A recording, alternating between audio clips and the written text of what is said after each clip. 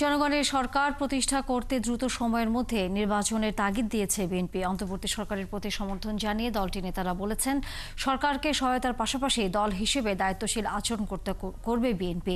তবে প্রশাসনে থাকা স্বৈরাচারী দোসরদের বিরুদ্ধে ব্যবস্থা নেওয়ার দাবি জানিয়েছেন দলটির নেতারা।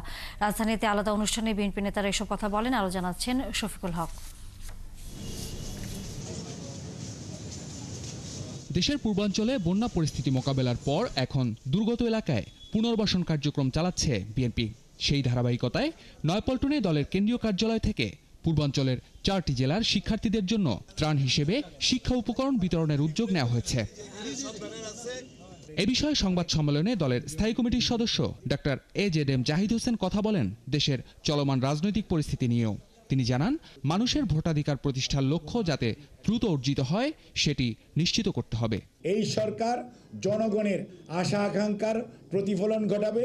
বিএনপি রাজনৈতিক দল হিসেবে যতটুকু সহযোগিতা করা দরকার সহযোগিতা করে যাচ্ছে। অন্তর্বর্তীকালীন সরকার দেশ পরিচালনা করছে, তাদের যে কাঙ্ক্ষিত লক্ষ্য অর্থাৎ মানুষের ভোটাধিকার, মানুষের নির্বিঘ্নে ভোট দেওয়ার ক্ষমতা এবং সেই সাথে মানবাধিকার, সেইগুলো যাতে যত দ্রুততার সম্ভব রিইনস্টিট হয়। প্রেস ক্লাবে প্রতিবাদ সমাবেশে বিএনপি চেয়ারপারসনের উপদেষ্টা জয়নুল আবদিন ফারুক বলেন, আওয়ামী লীগের দোসররা এখনও দেশকে অস্থিতিশীল করার ষড়যন্ত্র করছে, দ্রুত তাদের বিরুদ্ধে ব্যবস্থা নেয়ার দাবি জানান তিনি।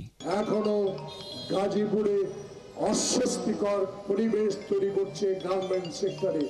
এটা শুধু আপনাকে নয়, আপনার সরকারকে আজকে বাংলাদেশে মানুষের কাছে অপমান করার যে প্রয়াস নিচ্ছে, এদের বিরুদ্ধে অনতিবিলম্বে ব্যবস্থা নেওয়া উচিত বলে জনগণ মনে করে। দলের ভারপ্রাপ্ত চেয়ারম্যান তারেক রহমানের বিরুদ্ধে করা মামলা এখনো কেন প্রত্যাহার করা হচ্ছে না, সেই প্রশ্ন তুলেছেন এই বিএনপি নেতা।